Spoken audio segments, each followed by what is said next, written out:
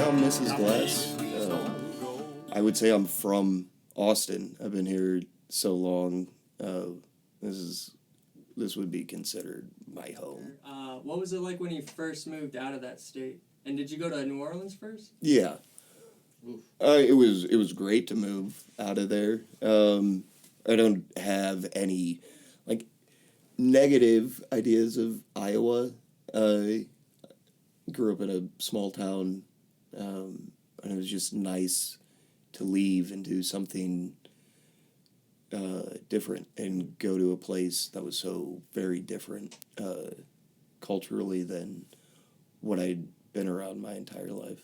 Were you into the blues while living in Iowa, or did you find that in New Orleans when you were there? I was into it. I listened to Robert Johnson, Howlin' Wolf, kind of like the standard stuff, you know. It wasn't really until I got to New Orleans when I picked up the style that I play now. I think there's one guy that saw me play, and he made a comment, and he's like, you need to stop doing all that, playing so much. Like, don't worry about that. You don't need to do that. And I was like, well, are you supposed to be like I looked at a good guitar player as someone who could run up the board, knew everything, just do anything. I'm like, yeah, I guess I could do something different. I'd watch him play. I can't remember his name. He had big Coke bottle glasses, but he was awesome. And so I definitely took a lot of my current style from watching that guy. And he played on, like a Squier Stratocaster. Really? This is in New Orleans? Yeah. Okay. Yeah, I took a lot from that experience with that guy, and I can't remember his name, which is pretty shitty of me, I suppose. It's all good. But People come and go, right? yeah, like that was like where I play cheap instruments and play less, find something that works really well for me and stick strictly to that. Minimal note playing, all of that stuff. Yeah, I should have remembered his name. It's all right, man. That's sweat. So, did you find your stage name in New Orleans, or was that something you discovered when you came to Austin? It was something I picked up in Austin. I'm not quite sure who was responsible for it. Summers, I want to say it was Brian Smith at Plush. Plush, we would do these nights. They would be live music nights. I think they were on Mondays. They were Monday nights. And they're wild. Usually it's house music, dance club, but then we'd have these live music nights. And Brian Smith ran that place. And I brought it up to him. I was like, hey, I want to use this Salinger name. And I was thinking, like, Mrs.Glass, like, it seems like a cool name for a band. And he's the one who goes, no, just you. And I was like, yeah, that's right. I am Mrs. Glass. Just clicked. Yeah. Interesting. I get a lot of questions on it. Right. What does that even mean? I mean, Well, what do you even think about? So like that shot comes glass from? for like guitar? Or? No, it came from J.D. Salinger did the short stories. They're all about the Glass family, and the leader of that family is Mrs. Glass, and she's referred to that as Mrs. Glass. And so I think it came from where my sister talked to me about it, and it was in Franny and Zoe, where there's this weird interaction between the mother and the son in the bathroom, and she's like, that is just like that. For some reason, that reminded her of me and my mother. She's like, it'd be a cool. That's a cool name for a band, and I think that's what I brought to Brian, and Brian was like, no, that's your name now. That's your name. I think that's how that worked. My memory is all over the place, though, so I'm not sure. It could just be a fabrication over time that a false memory that I built up in my head. But that was a long time ago, so I've been going by Mrs.Glass for most of my Austin career. I don't know. What's that, 15 years? 20 years? 15, yeah, 15 years. When did you get into the blues? Was it as a kid growing up? I know you were saying earlier you were listening to some, blues greats. Yeah, there was some of it. What really got me was Mingus, who's not a blues musician, he's a jazz composer, but there's so much roots elements with a lot of his material and his compositions, and that's where I was like, that's really cool.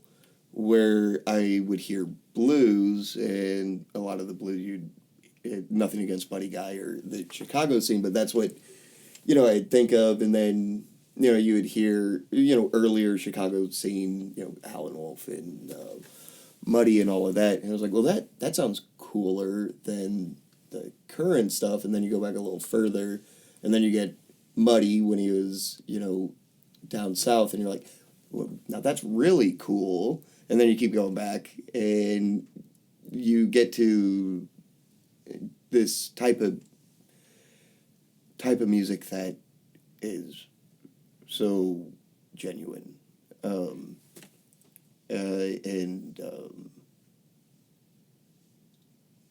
yeah, I really loved that part of it, and trying to understand what they were talking about, because there's such a there's so much to learn. You have this time gap, you have a wealth gap, you have a racial gap, and trying to understand or really just see what their situation was and how they made that music so fucking brilliant. Do you feel like that's something that's being lost today? Original blues music. You don't see too many blues, venues. Throughout the whole country here, obviously they're everywhere. But do you feel like it's not a dying genre, but just something that needs to be remembered for future generations? Anybody who likes music should definitely definitely listen to it.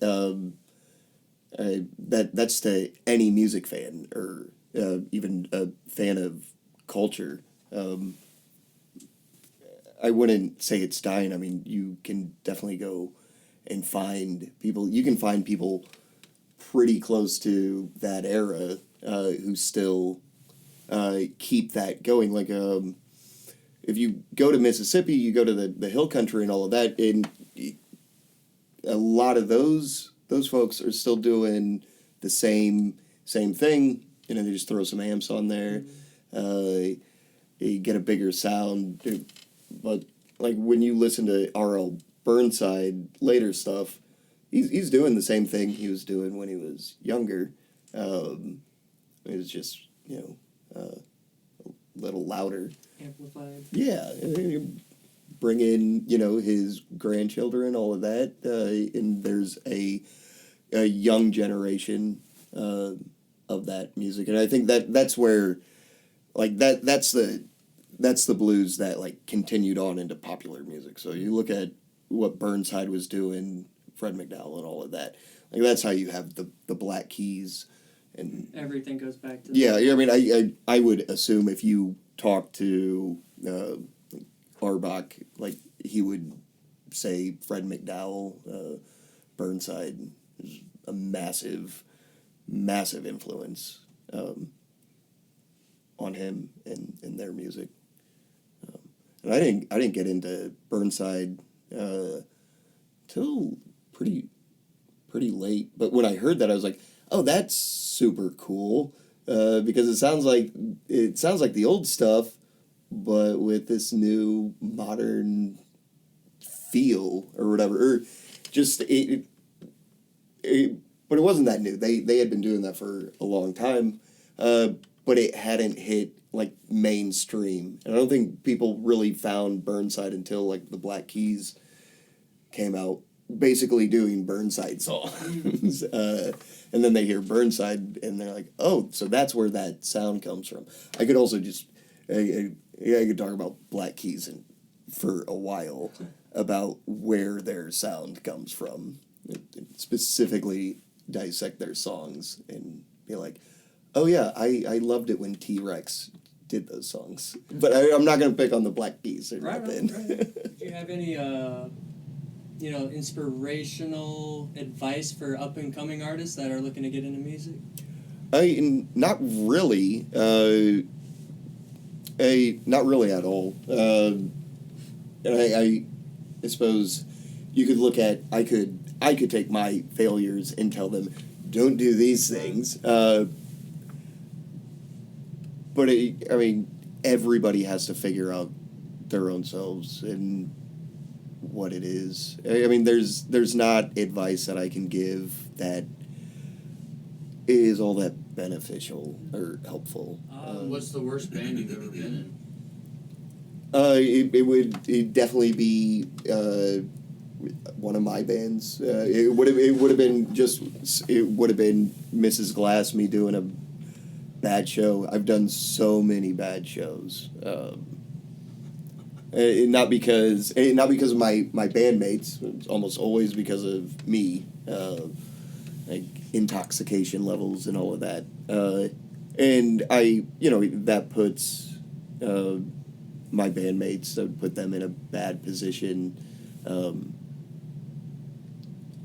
To write songs, did you write sober, or when you did drink, did you ever just get drunk and start writing? Did you feel like things poured out of you differently? I find with me, it's better for me to write sober. Mm. Anytime that I try to write intoxicated, it not fully there. Like during the moment of doing it, you're like, oh, this is great.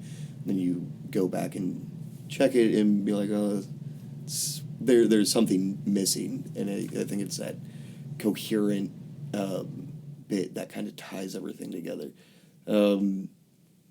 That's also a main reason why I haven't released something in so long, because I was just constantly intoxicated. So I wasn't writing anything good. I wrote some pretty good things when I got out of rehab. I was pretty solid about that. It felt good. And that was about like 4 months, and then, fell back into alcoholism.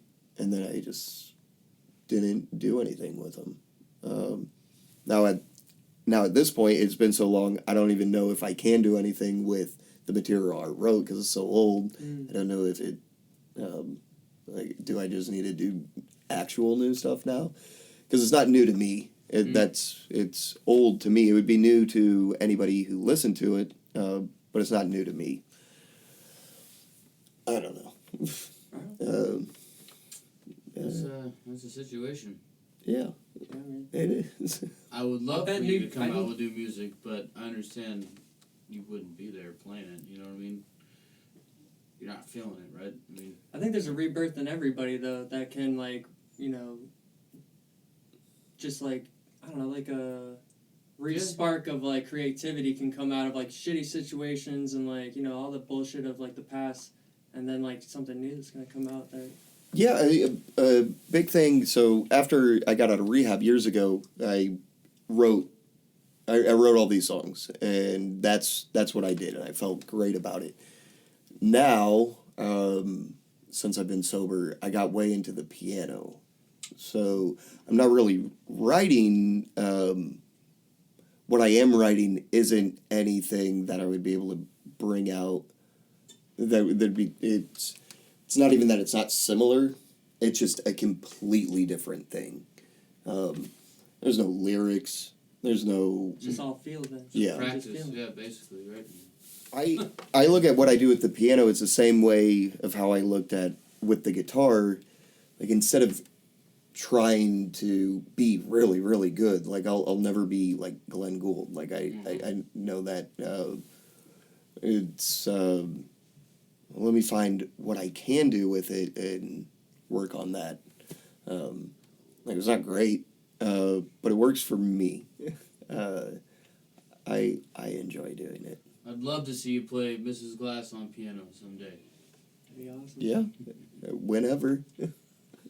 Like, is it changing in a good way, or do you feel like it's losing, like, the art culture that it had, since you've been here? I mean, with me moving to my neighborhood, like, that was part of it losing its culture. I mean, it's absolutely losing its culture. I think that's the biggest thing with Austin. The incoming tech companies and everything that's just kind of flooded in. Yeah, basic, general gentrification. And yeah, so is it that area of town losing its culture? Yeah. And, yeah. There's still blues bars out there, though, like here Yeah, and there, right? Or is it mostly there's spots. clubs? I mean, this is, after the pandemic now, I would get, it was Skylark is over there. Yeah, there's spots. I think Sahara Lounge, which used to be TC's, I think they try to keep a neighborhood feel to it. I haven't been there in a long time. I don't go a lot of places. For sure. Do you have a memorable show here in Austin that you could share? Or, I mean, you've probably had a couple of them, but is there anything that sticks out to you, like a time or experience here? There's groups of them. So when I look at when I played at the Blackheart, it was just that's one big show. This is on Rainy Street, right? Yeah. Okay. So just doing that residency, I just look at it as one big show. And that was pretty cool. But I don't have a lot of memories from, past a year ago. Right on. So it's really hard to pinpoint like a specific one. Gotcha. It was pretty loaded most of the time. So. For sure. Let's see. Are you planning on playing out anywhere now that the restrictions are being lifted around Texas? Do you have anything set up for? Yeah, the future? I'm doing 2 residencies. I'm doing Monday nights at Sagebrush, 9 to 11, and I'm doing Thursday nights at High Noon, 10 to 12. And I think I have those going indefinite right now. So those are my main shows. So if somebody wants to come and see me, that's where you would go. It's nice. Sagebrush is down south for all those people. High Noon is east side for all those people. Nice, man. Cool. So where can people find you online? Yeah. You can find me online. If you Google Mrs.Glass, you'll find me. Whatever media I have running at the time. That's always changing. Whatever pops up, I don't know. Just look me up. I love it, man. Well, I really appreciate you coming by, man. Yeah. It was an awesome time, and you're a killer artist, dude. Yeah. Thank you. Bravo. Great music.